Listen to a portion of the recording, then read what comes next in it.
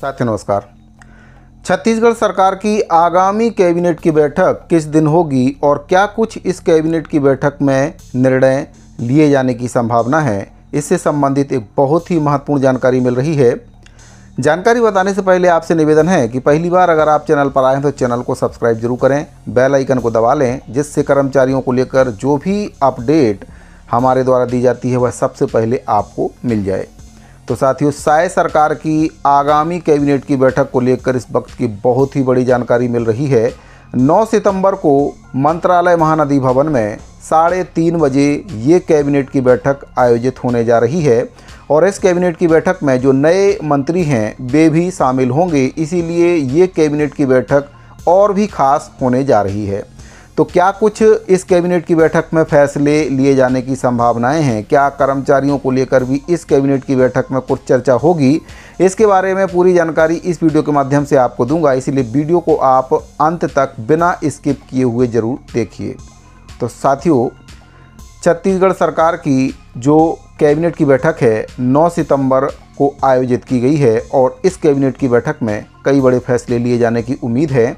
आपको बताना चाहूँगा कि जो 3 नए मंत्री हाल फिलहाल में बने हैं वे भी इस कैबिनेट की बैठक में पहली बार शामिल होने जा रहे हैं, इसीलिए इस कैबिनेट की बैठक को और भी महत्वपूर्ण माना जा रहा है। आपको बताना चाहूँगा जिन फैसलों पर इस कैबिनेट की बैठक में निर्णय लिए जाने की संभावना है उसके बारे में चर्चा करें तो आपको बताना चाहूँगा कि बैठक का सबसे जो अहम एजेंडा है वह राज्य की धान खरीदी नीति मानी जा रही है। छत्तीसगढ़ जैसे कृषि प्रधान राज्य में धान खरीदी का सीधा असर किसानों और ग्रामीण अर्थव्यवस्था पर पड़ता है। माना जा रहा है कि इस बार धान खरीदी के लिए नए दिशा निर्देश तय किए जा सकते हैं। इसमें खरीदी की जो तारीख है, समर्थन मूल्य, खरीदी केंद्रों की संख्या और पारदर्शिता बढ़ाने जैसे कई मुद्दों पर चर्चा होने की संभावना बन सकती है। बैठक में आगामी राज्य उत्सव 2025 की तैयारियों को लेकर भी विस्तार से चर्चा होने की संभावना बन रही है। राज्योत्सव छत्तीसगढ़ की संस्कृति, परंपरा और उपलब्धियों का प्रतीक माना जाता है और इस बार आयोजन को और भी ज़्यादा भव्य बनाने की योजना पर विचार किया जा सकता है। सांस्कृतिक कार्यक्रमों, प्रदर्शनियों और विभिन्न योजनाओं के प्रदर्शन को लेकर विभागीय तैयारियों की समीक्षा भी कैबिनेट की बैठक में हो सकती है। वहीं पर कई अन्य एजेंडे भी हैं जिन पर इस कैबिनेट की बैठक में चर्चा होने की उम्मीद जताई जा रही है। जानकारी के अनुसार कैबिनेट की बैठक में धान खरीदी और राज्योत्सव के अलावा भी कई विषय ऐसे हैं जिन पर चर्चा होने की उम्मीद जताई जा रही है। इसमें नगरीय विकास से जुड़े प्रस्ताव, ग्रामीण क्षेत्रों में अधोसंरचना निर्माण, स्वास्थ्य और शिक्षा से संबंधित योजनाओं की प्रगति रिपोर्ट शामिल हो सकती है। इसके अलावा निवेश आकर्षित करने और रोजगार सृजन की दिशा में भी कुछ नए प्रस्ताव सरकार ला सकती है। इस कैबिनेट बैठक को राजनीतिक दृष्टिकोण से भी काफ़ी महत्वपूर्ण माना जा रहा है। विधानसभा चुनाव से पहले सरकार की प्राथमिकताओं और नीतिगत फैसलों का सीधा संदेश जनता तक जाएगा। नए मंत्रियों की भागीदारी से भी राजनीतिक संतुलन और संगठनात्मक संदेश देने के लिहाज से इस कैबिनेट की बैठक को काफ़ी महत्वपूर्ण माना जा रहा है। साथियों, अब बात करते हैं कर्मचारियों को लेकर। तो कर्मचारियों की भी कई प्रकार की मांगें लंबित हैं और कई कर्मचारी संगठन इस समय छत्तीसगढ़ में अनिश्चितकालीन हड़ताल पर चल रहे हैं और कई ऐसे कर्मचारी संगठन हैं जो अनिश्चितकालीन हड़ताल की तैयारी कर रहे हैं। आपको बताना चाहूँगा कि छत्तीसगढ़ का सबसे बड़ा कर्मचारी संगठन छत्तीसगढ़ कर्मचारी अधिकारी फेडरेशन भी चरणबद्ध तरीके से आंदोलन कर रहा है और छत्तीसगढ़ कर्मचारी अधिकारी फेडरेशन के द्वारा भी अनिश्चितकालीन हड़ताल को लेकर सरकार को चेताया है। अगर सरकार कर्मचारियों की मांगों को नहीं मानती है तो फिर अक्टूबर माह में छत्तीसगढ़ कर्मचारी अधिकारी फेडरेशन अनिश्चितकालीन हड़ताल कर सकता है। कुल 11 सूत्रीय मांगों को लेकर छत्तीसगढ़ कर्मचारी अधिकारी फेडरेशन के द्वारा चरणबद्ध तरीके से आंदोलन किया जा रहा है। बात करें एनएचएम संविदा स्वास्थ्य कर्मचारियों की तो एनएचएम संविदा स्वास्थ्य कर्मचारी भी अपनी 10 सूत्रीय मांगों को लेकर अनिश्चितकालीन हड़ताल कर रहे हैं। कर्मचारियों के द्वारा जल सत्याग्रह भी किया गया है और सरकार को भी चेतावनी दी गई है कि सरकार के द्वारा अगर कर्मचारियों की मांगों को नहीं माना जाता है तो फिर जो प्रदर्शन है वह आगे और भी उग्र हो सकता है, जिसकी संपूर्ण जवाबदारी शासन और प्रशासन की रहने वाली है। आपको बताना चाहूँगा कि स्वास्थ्य विभाग में जो एनएचएम संविदा स्वास्थ्य कर्मचारी हैं कई वर्षों से अनियमित के तौर पर अपनी सेवाएं दे रहे हैं। सरकार जब बनी थी तब घोषणा पत्र में मोदी की गारंटी के नाम से काफ़ी वादे कर्मचारियों से किए गए थे, जिसमें अनियमित संविदा और दैनिक वेतनभोगी कर्मचारियों से भी कई वादे किए गए थे कि अगर सरकार बनती है तो मध्य प्रदेश और हरियाणा की तर्ज पर छत्तीसगढ़ के जो संविदा कर्मचारी हैं, अनियमित कर्मचारी हैं, दैनिक वेतनभोगी कर्मचारी हैं, उनके लिए मार्ग प्रशस्त किया जाएगा। हालांकि कमेटी का गठन किया गया है, लेकिन वह कमेटी किसी भी काम की नहीं है। ऐसी कई कमेटियां पहले बन चुकी हैं जिनका आज तक कोई भी रिजल्ट किसी भी सरकार में नहीं आ पाया है। छत्तीसगढ़ एनएचएम संविदा स्वास्थ्य कर्मचारियों की अगर बात करें तो 16,000 एनएचएम संविदा स्वास्थ्य कर्मचारियों के द्वारा सामूहिक रूप से इस्तीफा भी दे दिया गया है। सरकार का कहना है कि 5 मांगों को हमारे द्वारा पूरा कर दिया गया। वहीं पर संविदा स्वास्थ्य कर्मचारियों का कहना है कि जिन मांगों को पूरा करने की बात सरकार कह रही है उसमें से कई मांगों को लेकर सरकार ने कमेटी बनाने की बात कही है, जो कि कहीं ना कहीं पूरी सच्चाई नहीं है।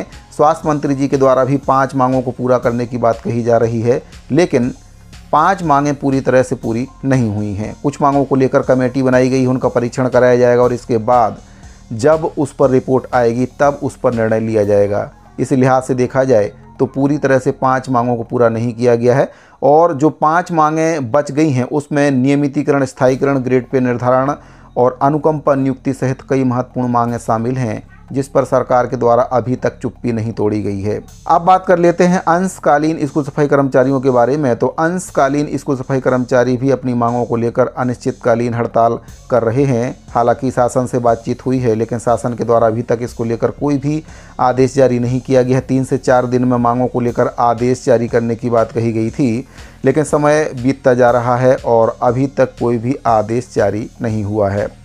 अंशकालीन स्कूल सफाई कर्मचारी पूर्णकालीन कलेक्टर दर पर वेतन देने की मांग के साथ साथ जो स्कूलों में भर्ती के पद हैं उस पर समायोजन करने, 50% वेतन वृद्धि लागू करने और इसके साथ ही जो युक्तियुक्तकरण है उसमें सफाई कर्मचारियों की छंटनी रोकने की मांग को लेकर अनिश्चितकालीन हड़ताल कर रहे हैं। बात करें मितानिनों की तो मितानिनों के द्वारा भी शासकीय कर्मचारी घोषित करने सहित कई मांगों को लेकर अनिश्चितकालीन हड़ताल की जा रही है। देखने वाली बात यह है कि आगामी दिनों में और भी कई कर्मचारी संगठन हैं जो अपनी मांगों को लेकर हड़ताल करने की रणनीति बना रहे हैं और ऐसे में सरकार को चाहिए कि इस कैबिनेट की बैठक में कर्मचारियों की समस्याओं पर प्रकाश डालते हुए उनकी मांगों को समझते हुए कोई गंभीर निर्णय इस कैबिनेट की बैठक में शासन को लेना चाहिए। मोदी की गारंटी के नाम से कई बड़े वादे किए गए थे और अब उन वादों को पूरा करने का समय आ चुका है। सरकार बने हुए काफ़ी समय बीत चुका है, लेकिन कर्मचारियों की मांगें लंबित हैं। आपको मैं यहाँ पर बताना चाहूँगा कि जब भी सरकार बनती है तो कर्मचारियों की मांगों को सबसे लास्ट में रखा जाता है। कुल मिलाकर सरकार इंतजार करती है कि 4 साल कैसे ही करके निकाले जाएं और अंतिम 5वें वर्ष में कर्मचारियों की छिटपुट मांगों को पूरा करके पल्ला झाड़ लिया जाए। लेकिन मैं यहाँ पर आपको बताना चाहूँगा कि सरकार के पास अब ज़्यादा समय नहीं बचा है। 4 साल ही सरकार के मेन रहते हैं, क्योंकि 5वां साल जो है वह चुनावी वर्ष कहलाता है और उस चुनावी वर्ष में सरकार अपनी चुनाव की तैयारियों में व्यस्त रहती है और कर्मचारियों की मांगों पर किसी भी प्रकार का कोई भी ध्यान नहीं दिया जाता है। तो सरकार को अभी से कर्मचारियों की मांगों पर ध्यान देना होगा और उनको पूरा करने की दिशा में पहल करनी होगी। कहीं ऐसा ना हो कि बहुत देर हो जाए और पूरे छत्तीसगढ़ के कर्मचारी, हर वर्ग के, हर विभाग के कर्मचारी सरकार से नाराज़ हो जाएं और एक बार फिर से छत्तीसगढ़ में सत्ता परिवर्तन देखने को मिल जाए। तो सरकार को संभलते हुए कर्मचारियों की मांगों पर संज्ञान लेना होगा। हड़ताल को समाप्त कराने के लिए कर्मचारियों से बातचीत करना होगा, किन मांगों पर सहमति बनती है, किन मांगों को पूरा किया जा सकता है। तो साथ ही जिस प्रकार से दूसरे राज्यों में नीति नियम बनाकर वहां पर अनियमित संविदा और दैनिक वेतनभोगी कर्मचारियों का नियमितीकरण, स्थायीकरण किया गया, ठीक उसी तर्ज पर सरकार भी अगर चाहे तो नीति नियम बनाकर छत्तीसगढ़ के अनियमित संविदा और दैनिक वेतनभोगी कर्मचारियों का भला कर सकती है, उनके बच्चों का भविष्य सुरक्षित कर सकती है और मोदी की गारंटी का जो वादा है उसको भी सरकार चाहे तो पूरा कर सकती है। साथियों, अगला कर्मचारी संगठन निकलकर सामने आ रहा है रसोइया कर्मचारी संघ। तो मध्याह्न भोजन रसोइया कर्मचारियों के द्वारा भी कलेक्टर दर पर वेतन देने, पूर्णकालीन करने और 50% की वेतन वृद्धि की जो मांग है उसको पूरा करने को लेकर सरकार को कई बार ज्ञापन दिया गया है, लेकिन मांग अभी भी अधूरी है। अगर सरकार के द्वारा इन कर्मचारियों की मांगों पर संज्ञान नहीं लिया गया तो हो सकता है कि आगामी कुछ माह में ये कर्मचारी संगठन भी अनिश्चितकालीन हड़ताल का बिगुल फूंक दे। तो इस प्रकार से देखा जाए तो कर्मचारी सरकार से काफ़ी नाराज़ हैं और इस कैबिनेट की बैठक से कर्मचारियों को काफ़ी उम्मीद रहने वाली है। अब देखने वाली बात यह है कि सरकार कर्मचारियों को गंभीरता से लेती है या फिर खाना पूर्ति करके जो कैबिनेट की बैठक है उसको समाप्त कर लिया जाता है। तो साथियों, इस पर अपनी प्रतिक्रिया जरूर दें और अगर पहली बार चैनल पर आएँ तो चैनल को सब्सक्राइब जरूर करें। मिलते हैं अगली वीडियो में, अभी के लिए दीजिए इजाज़त। धन्यवाद।